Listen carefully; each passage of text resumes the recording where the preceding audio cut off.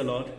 ప్రభువైన యేసుక్రీస్తు నామమున ఈ కార్యక్రమమును వీక్షిస్తున్న మీ అందరికీ శుభములు తెలియజేస్తున్నాను. విజన్ క్యూటీ ఫెలోషిప్ వారి యేసుతో ఏకాంత సమయం ఈ క్వైట్ టైం కార్యక్రమానికి మిమ్మల్ని ప్రేమతో ఆహ్వానిస్తున్నాను. దేవుని వాక్యాన్ని ప్రతిరోజు మనం ధ్యానం చేయడానికి దేవుడు మనకు అనుగ్రహిస్తున్నటువంటి సమయాన్ని బట్టి ప్రభువుకు వందనాలు తెలియజేస్తున్నాను. మనం మొదటి తెస్సలోనిక పత్రికను ధ్యానం చేస్తున్నాం. ఈరోజు మన ధ్యానం కొరకై ఏర్పాటు చేయడం లేఖన భాగము మొదటి తెస్సలోనిక 4వ అధ్యాయము 1 నుండి 12వ వచనం వరకు. ముందుగా ఈ భాగంలో మనం మొదటి 5 వచనాలు చదువుకుందాం. మెట్టుకు సహోదరులారా, మేము ప్రభువైన యేసు ద్వారా మీకు ఇచ్చిన ఆజ్ఞను మీరు ఎరుగుదురు కాగా, మీరేలాగో నడుచుకొని దేవుని సంతోషపరచవలను మా వలన నేర్చుకున్న ప్రకారముగా మీరు నడుచుకొనుచున్నారు. ఈ విషయంలో మీరు అంతకంతకు అభివృద్ధి నొందవలనని మిమ్మను వేడుకొని ప్రభువైన యేసునందు హెచ్చరించుచున్నాం. మీరు పరిశుద్ధులగుటయే, అనగా మీరు జారత్వమునకు దూరంగా ఉండుటయే దేవుని చిత్తం. మీలో ప్రతివాడును తాను దేవుని ఎరుగని అన్యజనుల వలె కామాభిలాష యందు కాక, పరిశుద్ధత యందును ఘనత యందును తన ఘటమును ఎట్లు కాపాడుకొనవలనో అది ఎరిగి ఉండుటయే దేవుని చిత్తము. ఈనాటి లేఖన భాగం ఆధారంగా మనం ఏర్పాటు చేసుకున్న అంశం ఏదనగా పవిత్రత మన పట్ల దేవుని చిత్తం. హోలీనెస్, గాడ్స్ విల్ ఫర్ అస్.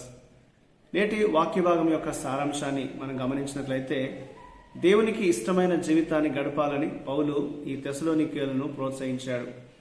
మొదట లైంగిక అనైతికతకు వారు దూరంగా ఉండాలని ఆయన వారిని కోరాడు. వ్యక్తిగత లైంగిక వక్రీకరణ పరిశుద్ధాత్మ ద్వారా పవిత్రము చేయబడినటువంటి సంఘాన్ని, సమాజాన్ని అపవిత్రం చేస్తుందని వారిని హెచ్చరించాడు. తర్వాత వారు ఒకరిపై ఒకరు ప్రేమను చూపినందుకు ఆయన వారిని ప్రశంసించినట్లుగా ఈ లేఖనంలో మనం చూస్తాం. తెస్సలోనిక సంఘము వారి స్వంతం పట్ల మాత్రమే కాకుండా, వారి సొంత కార్యాలు చూసుకోవడం మాత్రమే కాకుండా, మాసిదోనియాలోని సంఘానికి కూడా వారు తమ ప్రేమను కనపరిచారు. చివరిగా పౌలు వారిని తగ్గింపు కలిగి వినయంగా జీవించమని, అలాగే శ్రద్ధగా పనిచేయాలని, మరియు వారి సొంత వ్యవహారాలను కూడా వారు చూసుకోవాలని పౌలు వారిని ప్రోత్సహించినట్లుగా ఈ యొక్క అధ్యాయంలో మనం చదువుతున్నాం. ఇందులో దేవుడు మనకు నేర్పించే పాఠాన్ని మనం గమనిస్తే, మొదటి 2 వచనాల్లో ప్రభువును సంతోషపెట్టేటువంటి జీవితము స్వీయ సంతృప్తిని కోరుకునే జీవితానికి భిన్నంగా ఉంటుంది. సొంతంగా మనల్ని మనం సంతోషపెట్టుకునే జీవితానికి, ప్రభువును సంతోషపెట్టే జీవితానికి చాలా వ్యత్యాసం ఉంటుందనేది ఈ లేఖనంలో మనం చూస్తాం.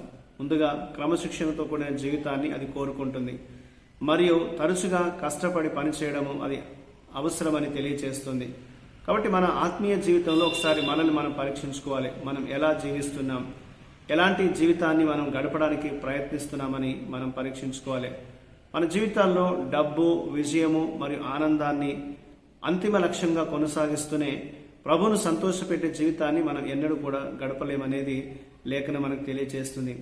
దేవుణ్ణి సంతోషపెట్టాలంటే మనము లోకపరమైనటువంటి డబ్బును కానీ, లోకపరమైనటువంటి విజయాన్ని కానీ, ఆనందాన్ని కానీ మనం వెతకకూడదని దేవుని వాక్యం మనకి జ్ఞాపకం చేస్తుంది. వాటిని మనం లక్ష్యంగా చేసుకొని పనిచేసినట్లయితే ఎన్నటికీ మనం ప్రభువును సంతోషపెట్టాం. కాబట్టి ప్రభువును సంతోషపెట్టేవారు వీటికి దూరంగా ఉండాలి అనేది దేవుని వాక్యం మనల్ని హెచ్చరిస్తుంది. అలాగే 11, 12 వచనాలు మనం గమనించినట్లయితే, ప్రభు రాకడ కొరకు ఎదురు చూసేటువంటి పరిశుద్ధులు ఈరోజు నమ్మకంగా జీవించాలి. ఎందుకంటే యేసు 2వ రాకడ ఆ విధంగా నమ్మకంగా ఆయన కొరకు కనిపెట్టని వారికి ఆశీర్వాదకరంగా ఉండదు, కానీ అది తీర్పుగా మారబోతుందని లేఖనం సెలవిస్తుంది. కాబట్టి ఆయన తిరిగి వస్తాడనేటువంటి నిరీక్షణ మనకుంది. మనం హింసను భరించగలము. ఆ యొక్క నిరీక్షను బట్టి మనం విశ్వాసంలో స్థిరంగా ఉండగలమనేది లేఖనం మనకు జ్ఞాపకం చేస్తుంది. కాబట్టి పవిత్రమైన మరియు క్రమబద్ధమైనటువంటి జీవితానికి ఒక ఉదాహరణగా మనందరం కూడా నిలుస్తూ, మన జీవితాల్లో మన సొంత వ్యవహారంలో దృష్టిలో ఉంచుకొని మంచి ప్రశాంతమైనటువంటి జీవితాన్ని మనం గడపాలనేది లేఖనం మనకు జ్ఞాపకం చేస్తుంది. మన అనుదిన జీవితాన్ని మనం పరీక్షించుకుంటూ లోకస్తుల వలె మనం ఇటు అటు పరిగెత్తే వారంగా కాకుండా దేవుల్లో స్థిరంగా నిలుస్తూ ఆయన రాకడ కొరకు ఎదురు చూస్తూ బ్రతకాలి అనేది దేవుడు మనకు జ్ఞాపకం చేస్తున్నాడు. ప్రత్యేకంగా పరిశుద్ధమైనటువంటి జీవితాన్ని జీవిస్తూ ప్రభువును ఆరాధిస్తూ ఆయన మార్గంలో మనం కొనసాగాలనేది దేవుడు మనకు ఈ లేఖనం ద్వారా జ్ఞాపకం చేస్తున్నాడు. మన జీవితంలో దేవుడు మనకు బయలుపరిచినటువంటి ఈ మాటల్ని, ఈ ఆయన చిత్తాన్ని మనం గుర్తెరిగి దానికి అనుకూలంగా, దానికి తగిన విధంగా మన జీవితాన్ని మనం మలుచుకోవాలనేది దేవుడు మనకు ఈ లేఖనం ద్వారా జ్ఞాపకం చేస్తున్నాడు. కాబట్టి యేసు తిరిగి వస్తాడనే నిరీక్షణ మనం కలిగిన వారమై ఆయన రాకడ కొరకు మనం కనిపెడుతూ ఎటువంటి నింద మన మీద లేకుండా, ఎటువంటి మన దేవునికి వ్యతిరేకమైనటువంటి జీవితాన్ని మనం జీవించకుండా ప్రభు కొరకు పరిపూర్ణమైన సిద్ధపాటుతో మనం ఆయన ఎదుర్కొనే విధంగా జీవించాలనేది దేవుడు మనకు ఈ లేఖనం ద్వారా జ్ఞాపకం చేస్తున్నాడు.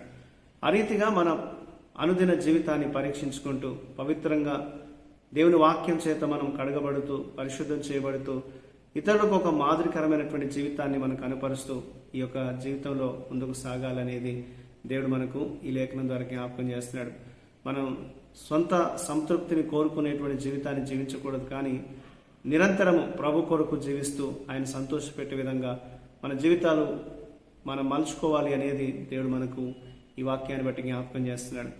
ఆ రీతిగా ప్రతిరోజు మనం ప్రభును మన యొక్క దృష్టిలో మనం ఎల్లప్పుడూ కలిగి ఉంటూ ఆయనను సంతోషపెడుతూ ఆయనకి ఇష్టమైన పరిశుద్ధమైన జీవితాన్ని గడుపుతూ ఇతరులకు మాదిరికరంగా ఉండినట్లు దేవుడు మనకు సహాయం చేయలాగున ప్రార్థన చేద్దాం.